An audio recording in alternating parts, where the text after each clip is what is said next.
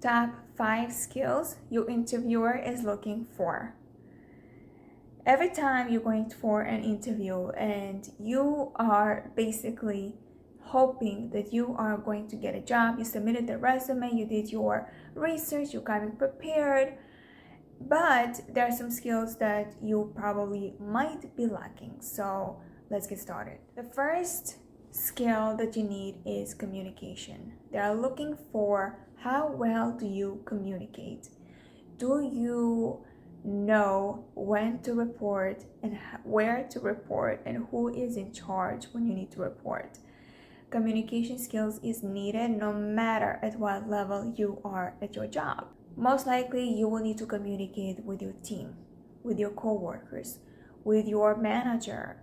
If you are a manager, you will need to know how to communicate with the people that are following you and looking up to you as a leader.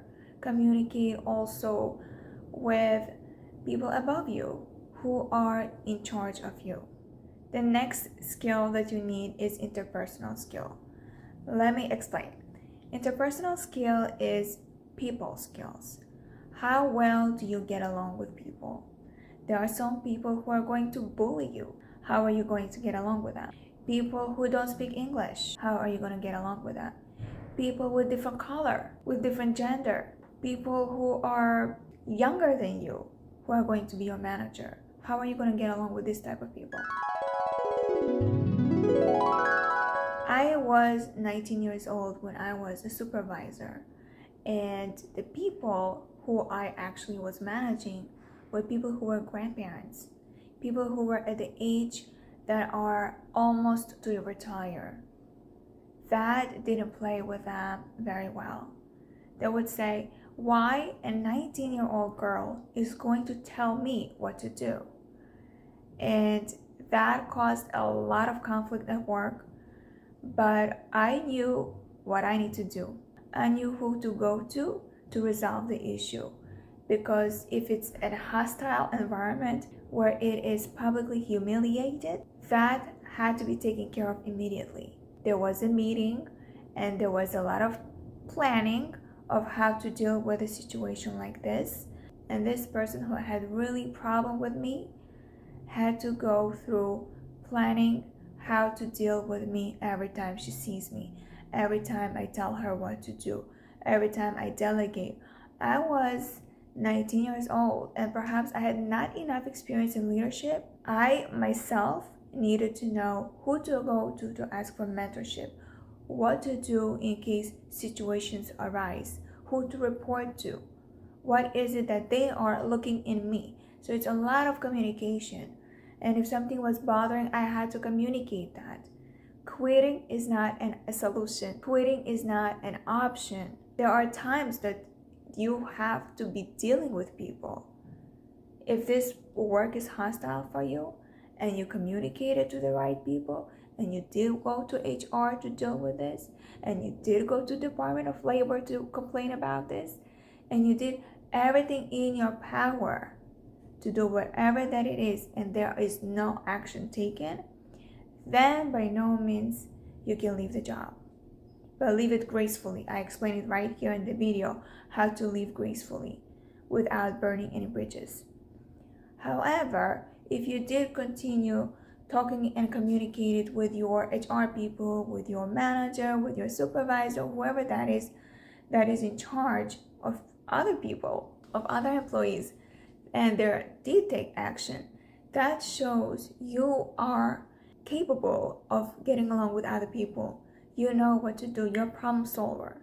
The next skill that interviewers are looking for is critical thinking and analysis. So critical thinking is think about a problem that is not common, problems that may arise. Okay, things will happen. Things will go wrong in your workplace. What is it that you are going to do about? So I will give you an example. There was a flood happening at work. Okay? A flood happened at work. My colleague is also a director someplace, and she called her supervisor. supervisor was in a meeting and was not able to answer the phone. Okay, now this flood is happening and has to be taken action immediately. You can't wait an hour or 2 hours until your supervisor tells you what to do. So you need to do something. So what she did, she called a plumber right away that is local and asked to solve the problem immediately before anything else is going to happen wrong. So the plumber came, she paid, of course, whatever needed to be paid out of her pocket, and then she took the receipt and asked the company to reimburse her.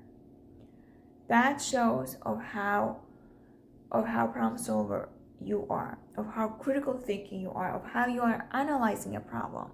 Or there is a fire happening, right? A fire happening. You need to notify, 911, right? When you're in US. But in some places, you need to first know the director and simultaneously call 911. So if there is a fire, there is a fire. You have to know what to do. And they provide the training for you at the job. So things like that, you need to know what to do. Especially when your supervisor, when your direct supervisor is not available. So critical thinking is important. Let me know in the comments what happened to your work and how you were able showing your critical thinking and analysis at work. I would love to read your comments. The next one, that's the most crucial, that every job you go to, that interviewers are looking for, is called multitasking. Multitasking is something that you should know by now, and if you don't, you have to start practicing it. You cannot be a perfectionist at this point. You have to practice how to do things simultaneously, 10 different things at the same time, such as talking on the phone, writing something, listening to your friend, doing laundry, all multitasking simultaneously. I notice men, perhaps there are women too, but I notice men have problem with multitasking. Some men cannot do anything until they finish a task. And I see that in children as well. They cannot do anything until they finish what you told them to do and then do something else and then hear you out for a second or third command. Multitasking is very important. Listen, companies are trying to squeeze you out as much as they can for a job that you are paid for. So in 1 hour that you're getting paid for, they are trying to squeeze you out a lot. So you have to show how much you are capable of showing your skills. Next is professionalism. It is very important to be professional, no matter what you do, no matter where you are, showing some tact, some ethics, looking a little bit more professional, knowing that you can present a company in such a way that nobody can complain. The customer service is amazing, that reviews are going to mention your name, that you were so professional with them, that you did not lose your temper with them, that you were so patient, that you did not roll your eyes and showed attitude. Things like that are very important. I notice some people don't have professionalism. They start cursing, they start arguing, they start yelling, humiliating. All of this is shown in public. The company will get rid of you in a heartbeat.